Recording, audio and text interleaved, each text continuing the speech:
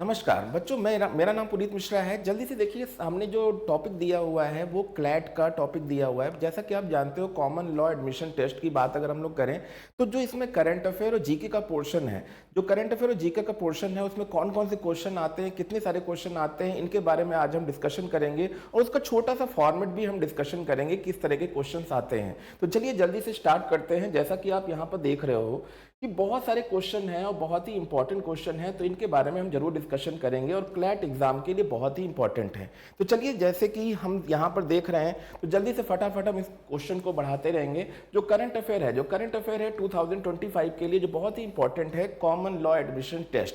जो यहाँ पर कुछ थोड़े से हम स्ट्रेटेजी देखते हैं कि यहाँ पे कैसे क्वेश्चन आते हैं। तो फटाफट यहाँ पर देखिएगा, कुछ प्रैक्टिस क्वेश्चन देखते हैं। तो पहले कुछ हम इंपॉर्टेंट चीजें यहाँ पे देख लेंगे जो आपके लिए बहुत ज्यादा जरूरी है। जैसा कि आपको पता है, CLAT 2024 GK and current affair में क्या क्या चीजें आती हैं। एक लॉ स्टूडेंट के लिए अगर हम देखें तो date with the latest happening, specially the do related law and justice, मतलब कहीं ना कहीं अगर हम लॉ से संबंधित देखें तो जो हमारे आईपीसी हैं, सीआरपीसी हैं, या बहुत सारे लॉ हैं जिनके बारे में हम लोग देखते हैं, या जो हमारे सीजीआई हैं, डीवाई चंद्रचूड़ जी, या जो नए बनने वाले हैं महादेवन जी, वो सारी चीज़ें अगर हम देखें तो ऐसे कुछ क्वेश्चन यहाँ पे डिस्कशन हो सकते हैं, या उनसे संबंधित टॉपिक क्या डिस्कशन हो सकता है। तो related to the law justice as in the current affair including the general knowledge section and consist of the 35 to 39 question out of the total.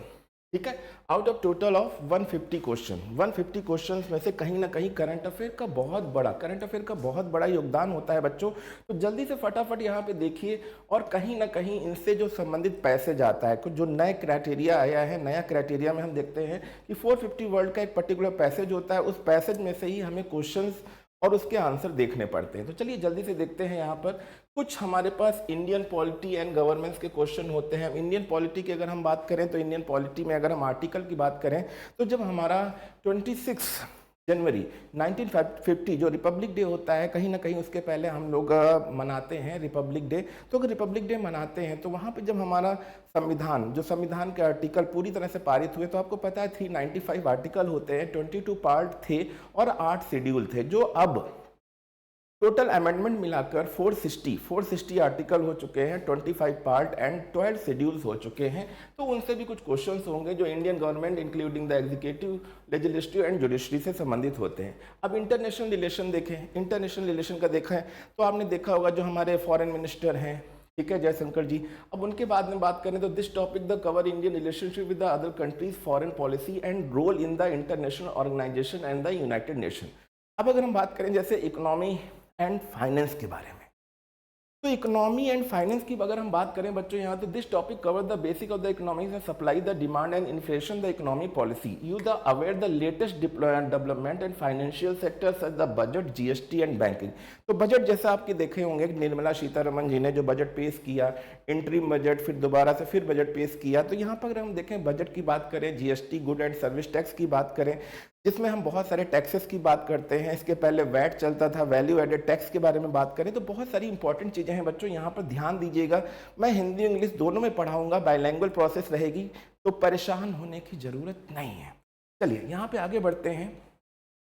तो साइंस एंड टेक्नोलॉजी पे भी कुछ क्वेश्चंस होते हैं, साइंस एंड टेक्नोलॉजी पे question होते हैं। जैसे कि आपने देखा होगा, वंदे भारत ट्रेन के बारे में बात करें, या राफेल के बारे में बात करें, या कोई भी हाइपर लूप जैसी कोई भी टेक्नोलॉजी के बारे में अगर बच्चों हम बात करते हैं, तो कुछ ऐसी टेक्नोलॉजी जो प्रेजेंट टाइम में इंडिया में चल रही है, उनके बारे में भी हम लोग डिस्कशन कर सकते हैं। तो देखिए यहाँ पे जैसे लिखा है, this topic cover the latest development in science and technology such as space exploration, artificial intelligence, जैसे आपने देखा होगा चैट जीपीटी के बारे में हम लोग सुनते हैं, and biotechnology. You should also the aware the this development as legal process भी सारे हम लोग यहाँ पर देखेंगे। Environment and ecology, this topic cover the conversation the management of the natural, ठीक है। दूसरा है स्पोर्ट एंड इंटरटेनमेंट, जैसा कि आप देख रहे हो, कभी हम स्पोर्ट्स की बात करते हैं, राहुल द्रविड़ की बात करते हैं, कोच कौन चेंज हो गया, गौतम गंभीर की बात करते हैं, ठीक है, विराट कोहली की बात करते हैं, चैंपियनशिप की बात करते हैं। बहुत सारे ऐसे स्पोर्ट्स से संबंधित भी क्वेश्चन हो सकते हैं, इंटरटेनमेंट से संबंधित भी क्वेश्चन होते हैं। तो कई सारे टॉपिक हैं जो पैसेज वाइज आएंगे, उनको हम देखेंगे। ठीक है, तो चलिए आगे बढ़ते हैं बच्चों, और बहुत सारी चीज़ें हैं यहाँ पर। तो क्लैट जी के पैसेज, जैसे यहाँ पे देखिए एक पैसेज दिया हुआ है, the Indian government has approve the construction of the country first hyperloop test track in Gujarat. तो आपने देखा होगा गुजरात की बात हम लोग करते हैं, गुजरात की कैपिटल कौन है, गांधीनगर है, और कहीं ना कहीं हमारे देश के यशस्वी प्रधानमंत्री पीएम जी नरेंद्र दामोदर मोदी भी यहीं से हैं। तो अगर हम बात करें तो देखिए पैसेज बच्चों ऐसा ही पेपर में आता है, और इसको थोड़ा सा भी घबराया नहीं, आराम से पढ़े, एक एक लाइन, वन लाइन को हम यहाँ पे डिस्कशन करेंगे। The track will be pulled by Virgin Hyperloop, मतलब इस ट्रैक को बनाने की जिम्मेदारी किसकी है, Virgin Hyperloop. A company developing a new form of high speed transportation that use a vacuum tube to transport pod up to 760 miles per hours.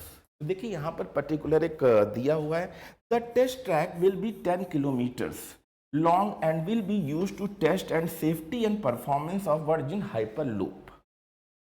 Virgin hyperloop एक company, Once technology.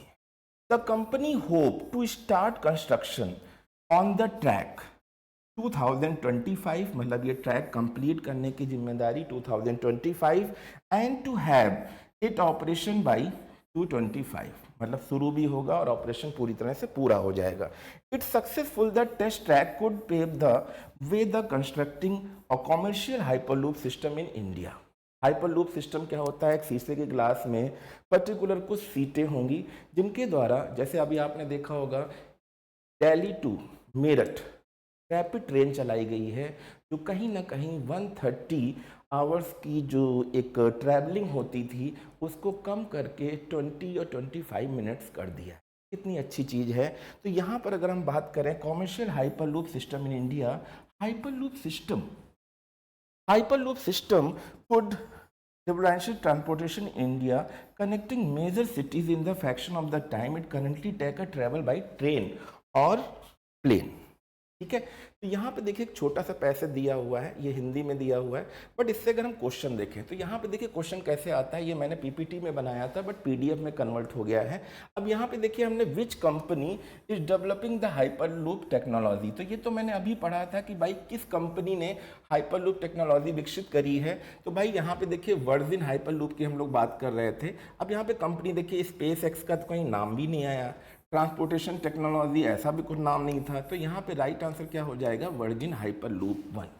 ठीक है, अब यहाँ पे देखिए ट्रैवलिंग इन अ ट्यूब, देखिए यहाँ पे छोटा सा एक पिक दिया हुआ है, travelling in a tube, travelling in a tube, तो मतलब ये क्या होगा, a capsule with passengers travels at speed of more than 1200 kilometre, 1200 kilometre inside a vacuum tube. मतलब देखिए 100 की स्पीड होती है, 100 की, 150 की, 200 की, यहाँ पे तो 1200 किलोमीटर पर आवर्स की स्पीड बता रहा है, मतलब एक वैक्यूम ट्यूब। देख रहे यहाँ पे आप देखिएगा बच्चों, यहाँ पे जो आप वैक्यूम ट्यूब देख रहे हो ना, ये एक शीशे नुमा ग्लास है। एक शीशे नुमा ग्लास में देखिए कुछ यहाँ पे कुर्सियाँ रखी हैं, कुछ चेयर रखी हैं जिन पे पैसेंजर्स बैठेंगे, और एक पर्टिकुलर एक स्पीड में यहाँ पे बहुत ही जल्दी जो काम कहीं ना कहीं 5 आवर्स में होता था वो 1 आवर्स में होता। चलिए यहाँ पे अगर हम बात करें तो vacuum tube has an area of low pressure inside it. ठीक है, hyperloop can be built be India in 38 month, 38 month. ठीक है, globally 800 engineers working on the hyperloop of which 25 are from India। ठीक है, तो ये देखिए ऐसे क्वेश्चन बहुत सारे आएंगे जिनका हम डिक्लेरेशन भी करेंगे और सारी चीज़ें हम आपको बताएंगे। तो यहाँ पे देखिएगा बहुत ही आराम से आप चीज़ों को पढ़ सकते हो, जान सकते हो। नेक्स्ट क्वेश्चन देखिएगा, जैसे यहाँ पे क्वेश्चन दिया है, where the first hyperloop test track in India by bolt. तो भाई फर्स्ट हाइपरलूप टेस्ट ट्रैक, तो मतलब ये जो टेस्ट ट्रैक है ये बनाया कहाँ जा रहा है, किस जगह की बात हो रही है। तो मैंने अभी बात करी थी गुजरात की कैपिटल बच्चों क्या है, गांधीनगर है। गुजरात की कैपिटल गांधीनगर है। और जो हम अगर बात करें तो आपने देखा होगा गांधी जी की बात करते हैं, पोरबंदर की बात करते हैं, गुजरात की बात करते हैं। ठीक है, यहाँ पे इनके डांस, यहाँ पे बहुत सारी चीज़ें आपने देखा होगा, यूनिटी। ठीक है, सरदार वल्लभ भाई पटेल की जो मूर्ति है यहीं पे बनी हुई है, सबसे ऊंची मूर्ति बनी हुई है। कहीं ना कहीं बहुत सारी चीज़ें आपने यहाँ पर देखी होंगी। ठीक है। नेक्स्ट क्वेश्चन दिया हुआ है what is the maximum speed of hyperloop pod. Hyperloop pod, तो भाई देखिए पहले से ही क्वेश्चन दे दिया है, इसका आंसर दे दिया है, पर जब हम लोग पीपीटी बनाएंगे ना बच्चों, तो उसमें आंसर हम हिडन कर देंगे, हिडन कर देंगे, देन आपको आंसर कमेंट बॉक्स में करना है। ये तो एक रिकॉर्डेड वीडियो है जो आपको मैं दे रहा हूँ। अब यहाँ पे देखिएगा 760 miles per hour, 500 miles per hour या 300 miles per hour, 100 miles per hour. तो यहाँ पे पर्टिकुलर जो सटीक आंसर है जो हम लोग डिस्कशन कर रहे थे 760 माइल्स पर आवर, 760 माइल्स पर आवर। ठीक है। What are the potential benefit of hyperloop system in India. ठीक है भाई, इंडिया के लिए क्या पोटेंशियल है, तो faster transmission between major cities, reduce traffic congestion and reduce pollution. तो भाई देखिए अगर एक स्पीड में काम आएगा तो फास्टर ट्रांसपोर्टेशन हो जाएगा, कोई भी चीज़ जो पहुंचने में 5 से 6 आवर्स 12 आवर्स भी ले रही है, वो कहीं ना कहीं कम समय में हम लोग उन चीज़ों को पूरा कर सकते हैं ना बच्चों। तो राइट आंसर यहाँ पर बच्चों क्या हो जाएगा, तो राइट आंसर हो जाएगा ऑल ऑफ द अबव, मतलब कहीं ना कहीं रिड्यूस ट्रैफिक। भाई ट्रैफिक की समस्या इंडिया में सबसे ज़बरदस्त है। ट्रैफिक कहीं ना कहीं अगर हमें कम करना है तो कुछ ऐसी चीज़ें, जैसे आपने देखा होगा, अगर हम दिल्ली की बात करें, ठीक है, तो दिल्ली में अगर एक दिन भी मेट्रो बंद हो जाती है तो बहुत सारी समस्याएं आ जाती हैं। इसलिए आपने देखा होगा वहाँ की ट्रैफिक समस्या, जिसकी वजह से कहीं ना कहीं दिल्ली एक पूरा मेट्रो का जाल बिछा हुआ है, जिसमें कहीं ना कहीं डेली बहुत सारे ऐसे लोग हैं जो डेली विजिट करते हैं। तो ये जो एक पर्टिकुलर अगर हम बात करें 20 लाख, 30 लाख, 40 लाख, 80 लाख तक लोग डेली विजिट करते हैं। ठीक है, तो यहाँ पे हर रूट पे अलग अलग विजिट करते हैं। तो कहीं ना कहीं अगर एक पर्टिकुलर ट्रैफिक की समस्या खत्म करनी है तो हाइपर लूप जैसी चीज़ें बहुत ही इंपॉर्टेंट है। नेक्स्ट क्वेश्चन देखिए, when is India first hyperloop test track expected to be the optional. तो भाई कब की बात कर रहे थे हम लोग कि भाई कब तक तैयार होगा, तो 2025 में ही स्टार्ट होगा, 2025 में ही ख़त्म होने की बात करी गई है कि भाई ये ऑपरेशन कब से स्टार्ट होगा, कब से बनेगा और कब से शुरू होगा। तो कहीं ना कहीं टाइम तो लिया गया है 2025 का, तो इसको हम देख सकते हैं। ठीक है। अब देखिए ऐसे ही एक और पैसेज है, India's is facing summer electricity crisis, the temperature solar across the country।